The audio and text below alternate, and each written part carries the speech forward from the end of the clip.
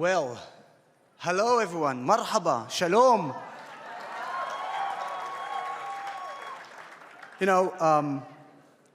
Unfortunately, I cannot greet you with good afternoon because since the 7th of October, I've decided that I cannot say good morning or good afternoon or good evening because today we're actually marking 350 days where we still have 101 hostages in Gaza held by the terrorist organization Hamas. And they not only don't know when is morning and when is evening, but for sure they don't have a good morning and then good evening. And that's why only when the last hostage come back home we'll be whole, and only then we can say good morning, good afternoon, and good evening.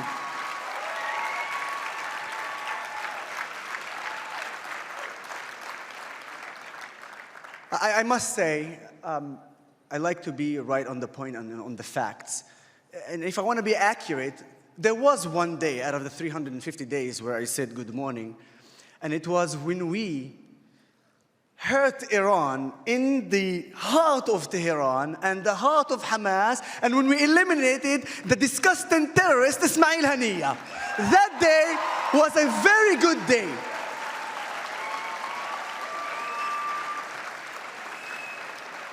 So, when I was asked literally on the morning show on Channel 12, for the first time, he said to me, hello, good morning. And I said, good morning, great morning. Now, here's the thing. On the 7th of October, Hamas tried to eliminate Israel. On the 7th of October, Hamas wanted to destroy the state of Israel. You know actually what is the best answer to Hamas? Take a look around you guys, because you are the evidence that they will never ever beat us.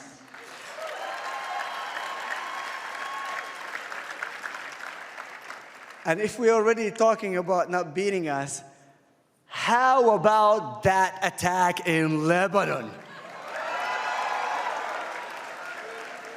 I mean, I couldn't put it even better than the New York Post. It was beep, beep, boom. And I gotta be honest with you.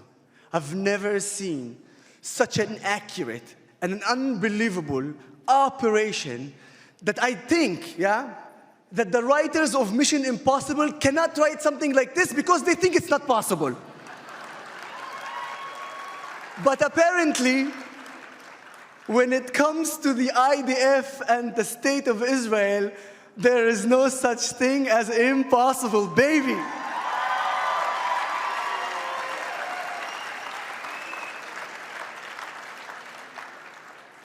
And yes, we are allowed to smile.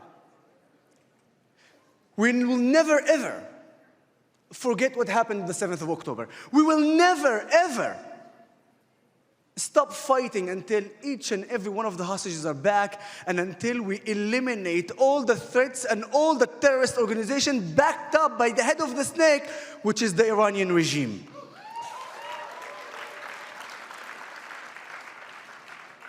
You know,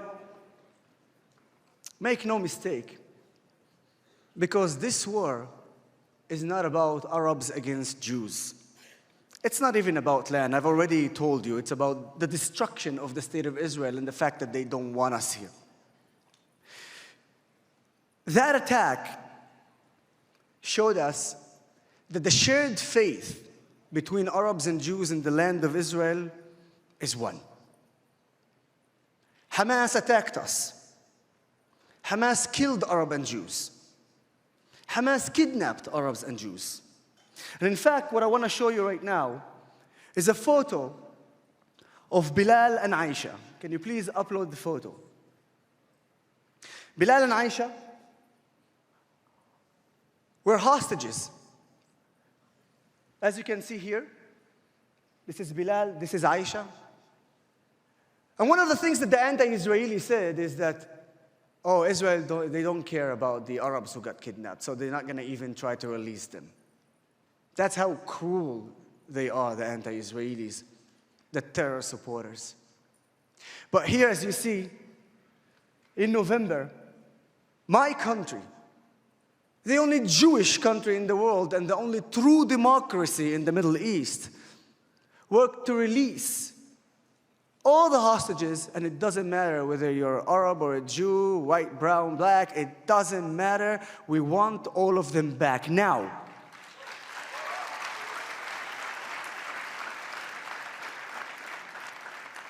My country paid a heavy price. 3 deadly terrorists were released to free Bilal. 3 deadly terrorists were released to free Aisha. Let me be clear. Those terrorists, if they see a photo like what we saw before, can you please bring back the photo? Well, not done. When you see a photo like this with the Israeli flag being treated in an Israeli hospital, those terrorists will put a bullet first in the head of Aisha and Bilal before anybody else, because for them to be a collaborator of the Zionist or just a citizen of the state of Israel, you should be eliminated if you are an Arab. That's how they look at us. Now here's the thing. If you look at this photo, this is not their father. This is Ali. And the reason why they are taking a photo with their uncle Ali and not their father is because their father, Yoseph, is still a hostage in Gaza, 350 days. Now, Aisha and Bilal are free in Israel, but they are not. They weren't free in Gaza. And unfortunately, also their brother, Hamza, is still not free. And he is in Gaza, a hostage for 350 days. The last one that I want to show you is the cruelty of this terrorist organization. You know, we hope that all our hostages come back home as soon as possible, but we also know that unfortunately some of them are not alive. We really hope to see the rest of the hostages who are still alive coming back home alive, safe and sound. But for instance, here is Muhammad al-Atrash. He is murdered by the terrorist organization Hamas, and his body is still kept in Gaza for 350 days. Beside Yosef Hamza and Muhammad, you have another 98 hostages. Let's be clear. There's a contract between the state of Israel and its citizens. And the contract says one thing. You guys are responsible for our security. You guys should do absolutely everything to bring them back home now.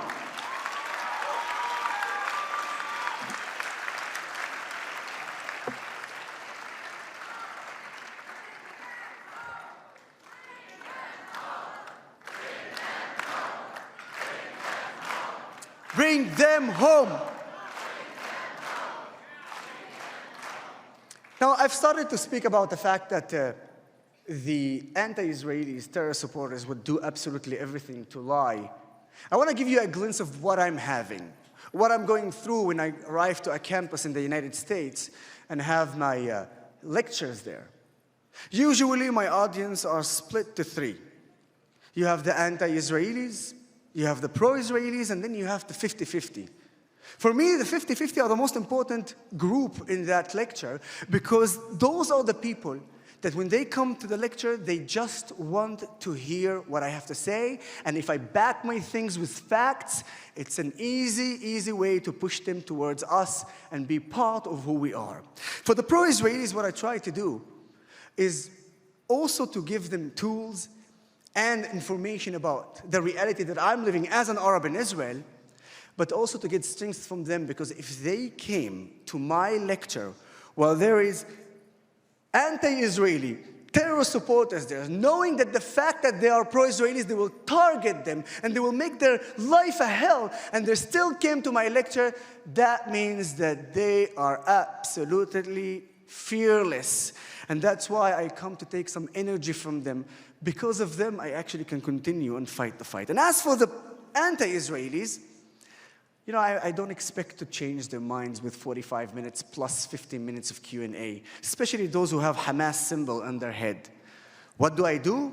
I like to irritate them, piss them off. And let me tell you something, when they're pissed, I'm happy.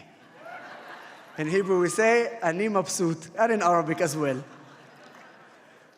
Now, one day, I started talking about the myth of the apartheid. It was one lecture with the same group of audience.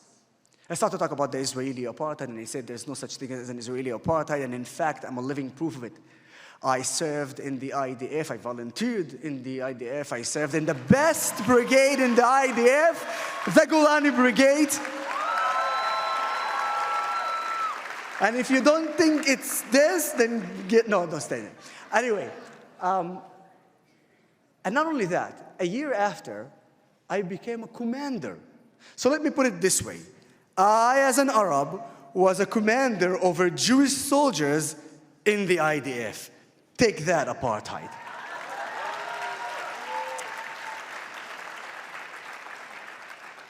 When I said this sentence, one of the anti-Israelis stood up and said to me, Yoseph, you know something? Once there is no use in you, the Jews will kick you and throw you to the garbage. That's what he said to me. Immediately, all the anti-Israelis are clapping and they're happy. Oh, you showed him. The pro-Israelis, they were not satisfied. They knew it's not the truth. They know it's not the truth. So they were angry. And the 50-50, they were waiting to see what I'm going to answer. What is my response? So I did the best thing there is. I told the story from my own personal reality. And the story was like this. I looked at that anti-Israeli and I said, based on what you think and your thesis, the Jews actually had an opportunity to kick me and throw me to the garbage because really there was no use in me. Further than that, saving me would have put their lives in jeopardy. Do you see how you're all anxious to see what's going on and ready, that silence. It's exactly the same silence that was in that lecture because where I'm about to take this, what is my response to something like this and how I was already with no use and saving me is putting others in jeopardy. I should say throughout my service in the IDF, I served with Christian soldiers, Muslim soldiers, Druze soldiers, and of course, from the Jewish community. Specifically, in the Second Lebanon War, I served in a unit where I was the only Arab. In a second, you'll understand why this information is important. On the 10th of August, 2006, I participated in the Second Lebanon War. I was in a village called Binjbil, which is in the south of Lebanon. And it was 4 days before ceasefire. My unit was requested to go to an evacuation mission. We did that successfully. And on the way back home to the shelter that we were in that village in Lebanon, the Hezbollah terrorists found us and ambushed us, and they launched an anti-tank missile at me. I was very lucky that this missile didn't hit me, but it hit a wall that was very close to me. But from the explosion, I flew in the air and landed on my belly. The second that happened, I realized that I was injured very badly, but my fellow friends, soldiers, just put me on a stretcher, took me to a house, and I promise you, I was really injured. When I turned on my back, I found out that my foot was cut off, and trust me, it's something that you don't want to deal with. But the fact is that I had a great doctor on field which helped me, and after that, Jewish and Arab doctors in the hospital of Nahariya, and after that in Haifa, not only managed to reattach my own foot, but I don't have even any mills or whatever, just 2 shrapnels there.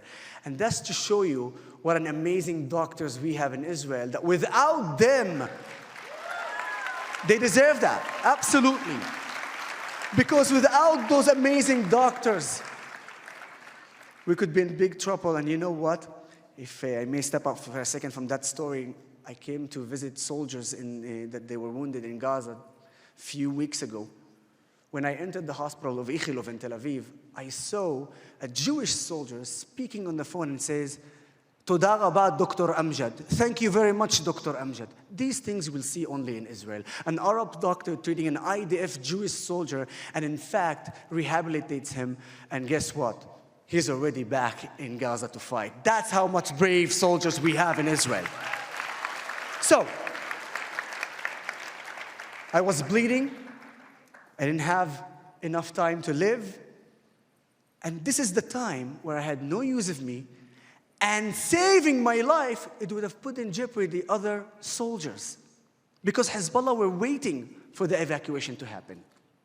But suddenly I feel movement. And the movement was 4 Jewish soldiers lifting that stretcher and putting them on their shoulders, backed up by another 4 Jewish soldiers and doing absolutely everything to save their friend that was an Arab IDF soldier. And I promise you, I felt every movement, especially when we were running. They were actually running, I was on the stretcher. And when they ducked, because of an RPG going up just above us, they put their life in jeopardy to save me. And then an idiot anti-Israeli comes and tells me that once there's no use of me, they will kick me to the garbage.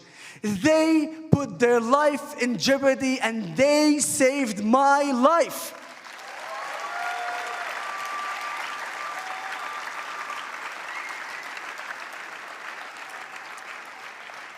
At that moment, the anti-Israelis thought either cursing me or shouting at me or shouting while they're cursing. And what did I tell you? When they are mad and irritated, I'm what? I'm happy, mabsoot.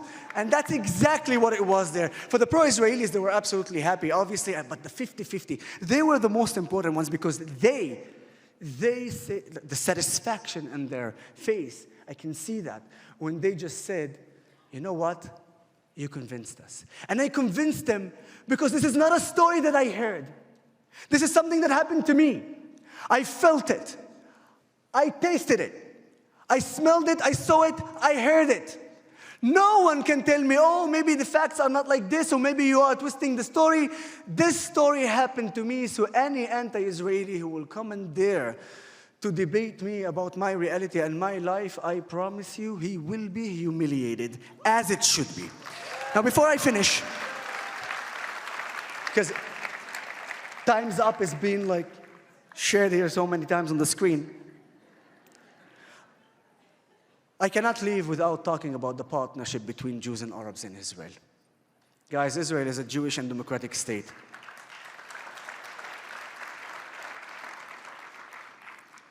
Israel is a Jewish and democratic state where 20% of the population are Arab Israelis, Muslims, Christians, and Druze.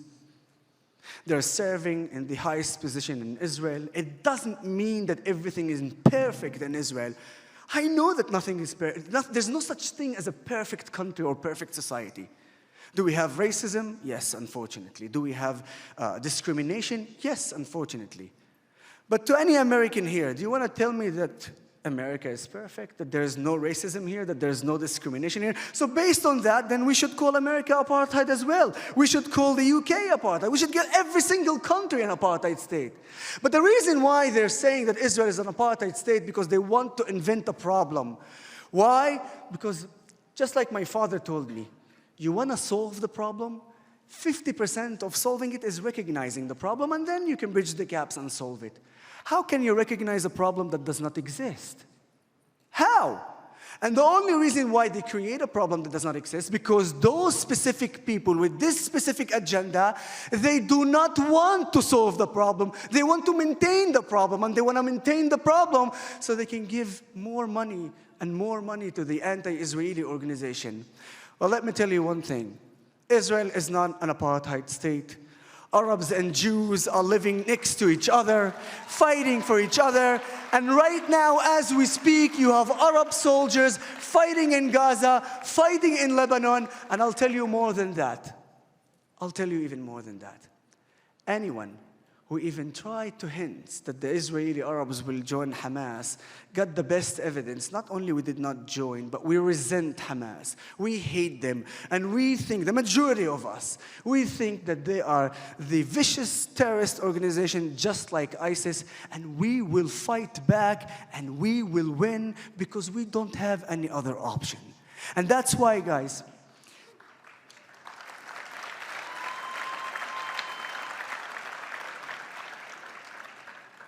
and that's exactly why we need to strengthen our society. Our enemies want to do absolutely everything to divide us. If you look at the social media, you think that Israel is really divided, but I am on the ground.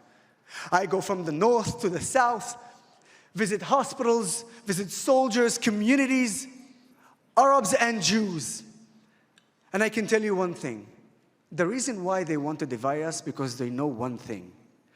If Jews and Arabs, left and right, secular and religion are united, not even one single terrorist organization can beat this country and beat these people.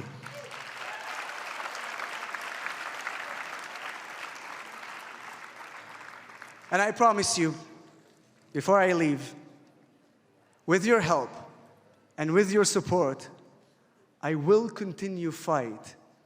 I will continue to spread the truth about the state of Israel. And further than that, this is my chance to thank IAC for this amazing conference and for the fact of bringing people from all over the world together to show the strength of Israel, to show the bond between Israel and the United States, and to show how much we are strong when we are united together.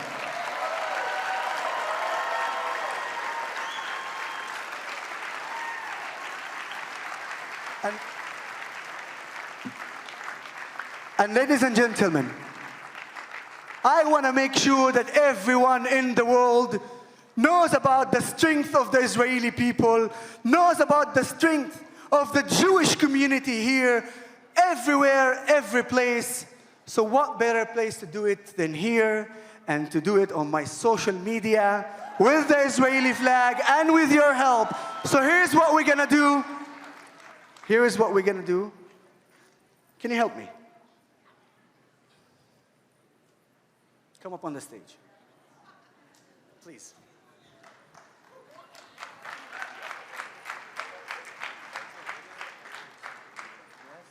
All right. Guys, if there is one thing the anti-Israeli and the terror supporters hate, is the chant, Am Yisrael Chai. So here's what we're going to do. We are going to do it, and you're going to see, all you anti-Israeli terror supporters, what the strength of the people of Israel. Guys, are you ready? Yeah! One more time, are you ready? Yeah! So I'm going to say Am Yisrael, and everybody's going to scream Chai. Here we go. Am Yisrael! Am Yisrael! Am Yisrael! Yahya Sha'ab Israel, Am Yisrael Chai, in your face. Guys, thank you very much. Thank you.